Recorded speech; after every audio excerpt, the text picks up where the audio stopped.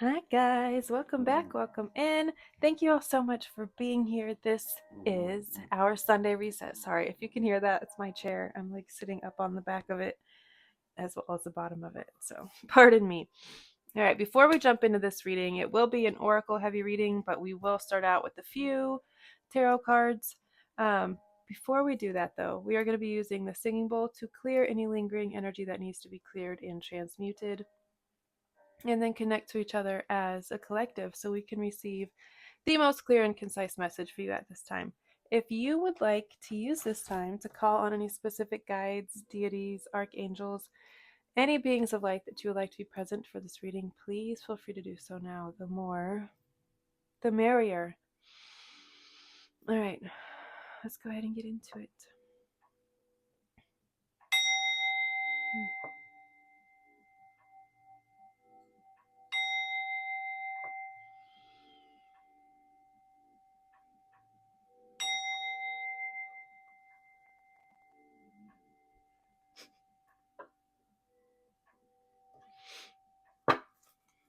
Okay. What is coming in? Okay. For the collective right now, what do we need to know this upcoming week? What energies are we moving through? What energies are we moving into? Sorry, my neighbor is backing into his driveway and he's honking at all of the cats that they're his cats, but they also are a colony that lives outside. I guess we'll go ahead and take them. Wow, is this all major? Okay. All but one of these three out of the four cards that came out are major arcana.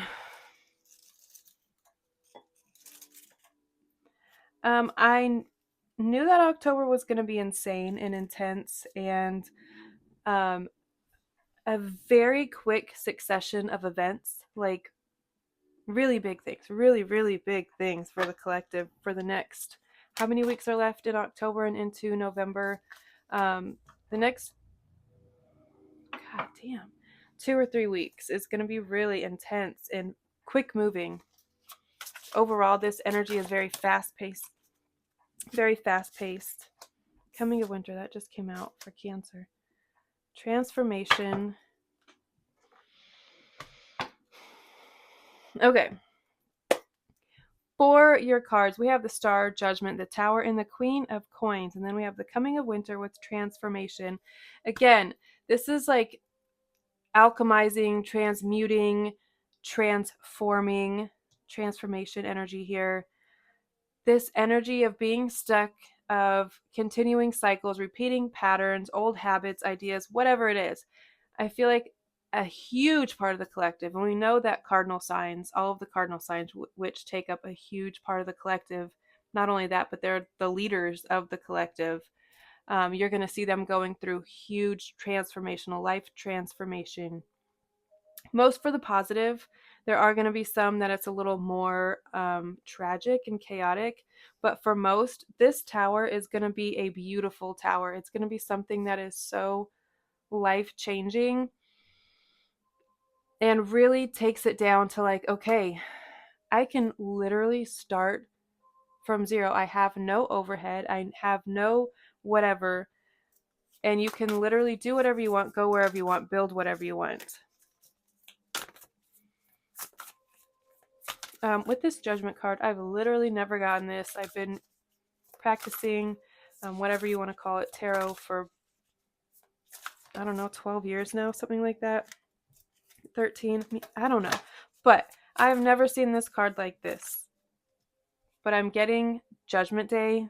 And if you've been paying attention to the weather, what's happening literally all around the world, places being flooded by tsunamis, hurricanes. The East Coast in the United States had 2 back-to-back really bad hurricanes. I feel like they might even be getting more. Mexico, I've heard, has had a lot of, again, hurricanes. Acapulco, I heard, was flooded.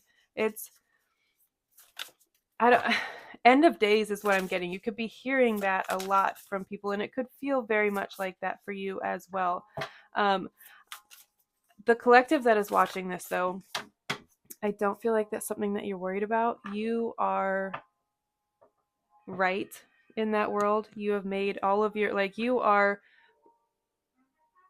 without a question going to be on the other side of that judgment. When I say the other side, you're going to be next to God. You are going to be one with God. You are one with God, Allah, the universe, spirit, source, all of the things, right? You know you're returning back there. You know there's going to be a day. Everyone's going to face their judgment someday, right? This feels like a global judgment, though. With the fall of a lot of our quote-unquote stars, people idolizing strangers, essentially, these people that they put on pedestals for literal decades, centuries, these celebrities, politicians, I feel like it's all kind of coming down around them. But I feel like for those of us who are connected, those of us who are walking in the light, who are trying to bring more light, trying to be a light, magnify all of the things, right? You're good. You're golden. It's like the chosen ones, right? I also feel like you're not going to have to worry about money if that's something that maybe you've struggled with, one of the cycles that you're closing out. You're not going to have to literally ever again. You're never going to go backwards from this Queen of Pentacles energy. You will never have less than luxury, is what I'm getting. All right, what else is here for the collective? Sunday reset. What else do we need to know? Whoa, whoa, whoa. For some of you, I'm getting also, you could be feeling called to disconnect from all of that, to detach from everything that's going on, maybe externally. Maybe take your focus off of it. Your focus could be bringing more power to it. 1111.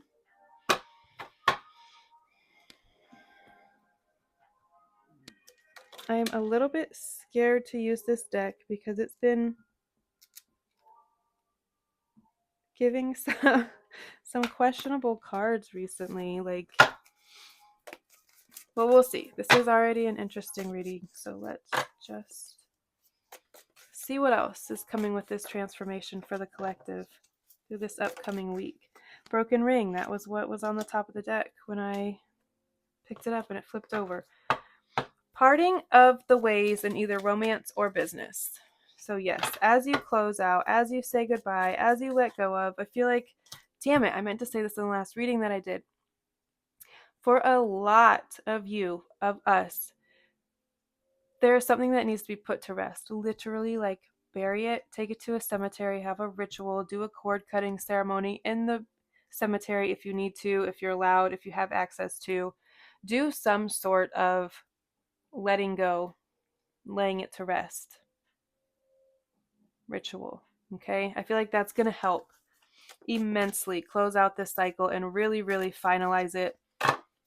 Let it go, let it die, let it decay, and then become and rebirth and bring new life, right? That's what we're trying to do. We're trying to transmute.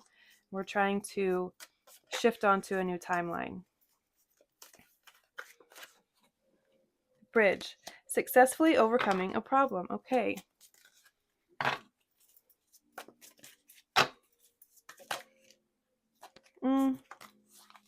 Actually, I think that's enough. The fox flipped out, came out with a bunch of different cards, but I feel like that's enough. You could be seeing foxes a lot, though.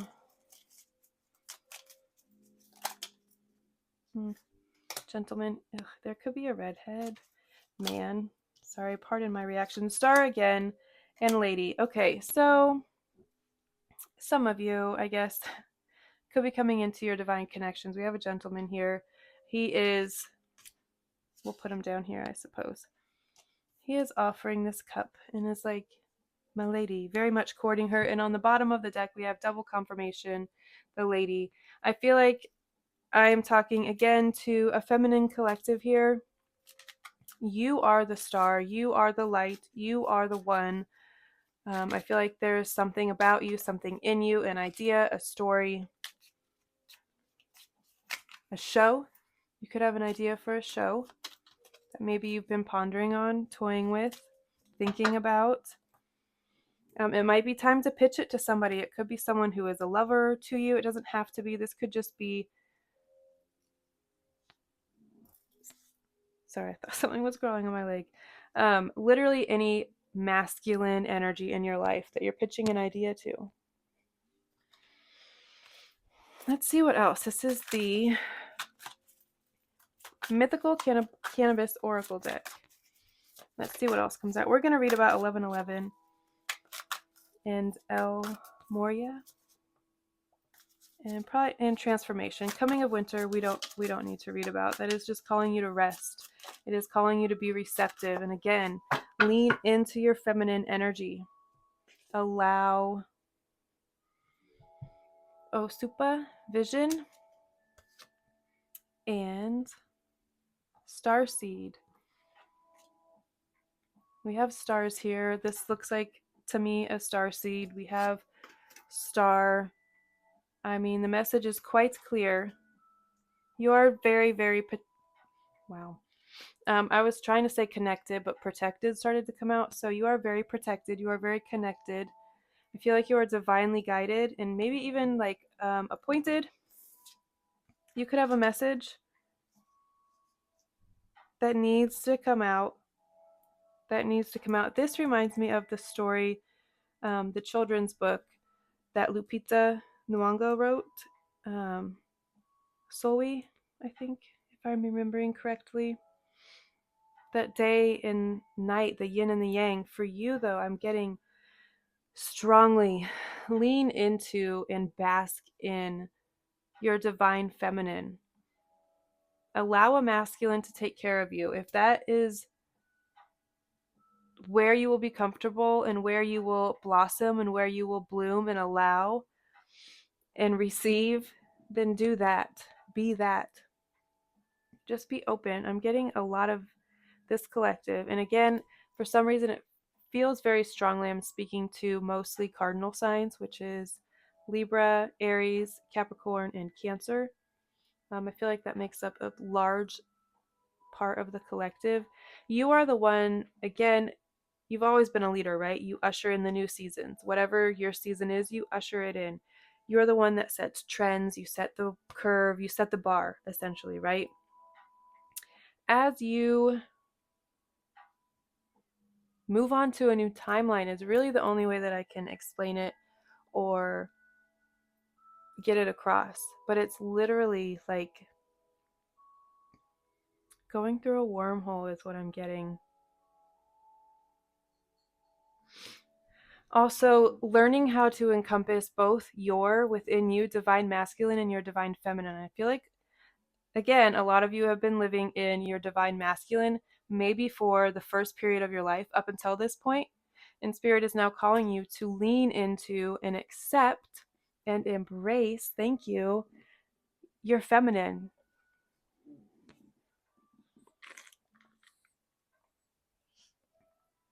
I did not get enough water in my cup. All right, let's read about 1111. This is just to me giving synchronicities. You are on the right path. You are divinely guided, highly connected. 1111. Angel numbers. The universe is speaking to you through messages in the numbers, from noticing 1111 to the repeating number patterns or single numbers that catch your eye again and again. Information is being transmitted from the creative from the creative universal intelligence into your cellular awareness. You may also be consciously aware of feelings and energetic healing that occurs as you receive these healing transmissions of number frequencies. You are tuning in to the frequencies of the universe.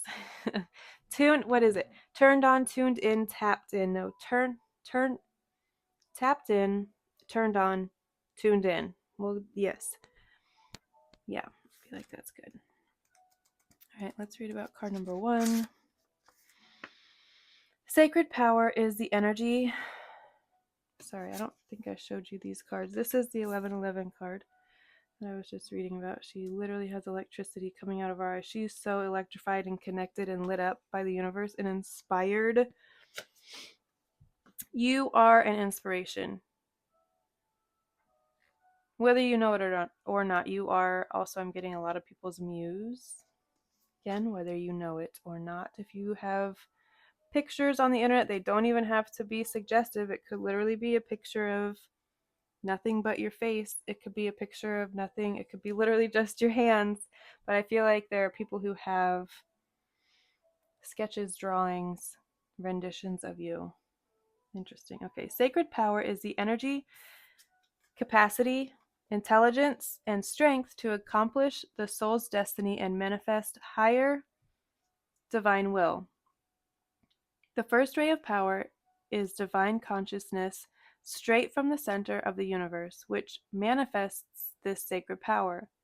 It is a fierce love and higher spiritual authority which is always flowing to express and protect the divine life, the divine plan for all life.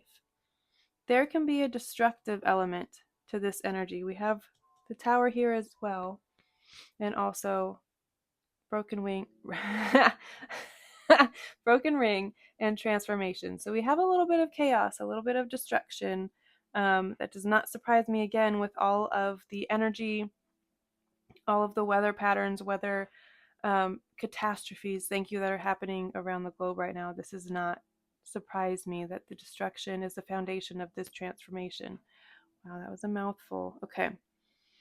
Which can be used in a healthy way to eliminate outmoded structures, unstable structures, yes, and empower the soul with a fresh start. The first ray also carries the frequency of leadership, assisting you to stand in the truth of your light so that you can take responsibility for your life journey and others can find their way in their own lives more readily, supported by your light. Talking about being a light earlier, lighthouse. You are the light. You are the guiding light for a lot of people. But you have to let that shine. You have to let it be seen. People can't see your light if you don't screw your light bulb in, if you don't turn the power on, if you don't bring power to the house, right? Or to the light, whatever. You get it. The Ascended Master, El Moria, brings his particular blessings and encourage you to believe in your own strength and take the initiative on any matter that has deep meaning for you. Yes, please. Yes, please. Invocation. I now accept of my own free will the blessing of grace and the first ray, the blessing and grace of the first ray of power in my life. Through unconditional love and divine mercy, I surrender my life into the loving hands of the universe to align me with higher will and the most beautiful expression of my life journey. I call upon the loving assistance of the genuine Ascended Master, El Moria, in all aspects of this process and ask that the first ray of power be expressed in ways that serve the greatest good on this planet, that all beings may walk their true divine path. May love manifest completely within me and through me, according to divine will, mercy, and timing. So be it. Absolutely.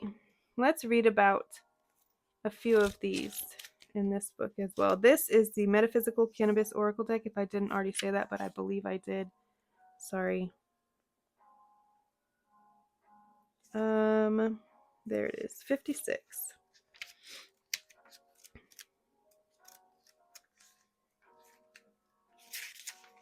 Okay. Here we get a long-awaited glimpse at the dark side of the moon, which is, this is the card I'm reading about, sorry, vision. Osupa, vision, which is reflected in the collective memory. Osupa is the card of dreams and illuminates the inner world of your fears, hopes, and feelings. The brain is very powerful and it cannot decipher the difference between when you imagine an event and when you experience it. Oy. The imagination is one of the powerful tools in your metaphysical toolbox, and you can use it as a means of healing or of replaying old programming that keeps you stuck in lower frequency. Your subconscious resides between your temples. They are called temples for a reason. Ostupa works with the heart. This is a sorry, I don't know why I read it like that. They are called temples for a reason. Ostupa works with the heart. This is home. This is home to the seat of the soul. Osupa works during the night, when your dreams and visions come alive fully in the light of the moon and the darkness. And the darkness. Okay. It is time to turn your attention within and start to work on your dreamscape. This is the card of the dreamer, the creative, the artist, the musician, the free spirit, yes, and the muse. It is time to listen to the symbolism coming forth in your dreams and journal. When Osupa appears in your spread, it is time to ask yourself, am I ignoring my shadow self? Am I having nightmares because of unresolved issues that I keep replaying?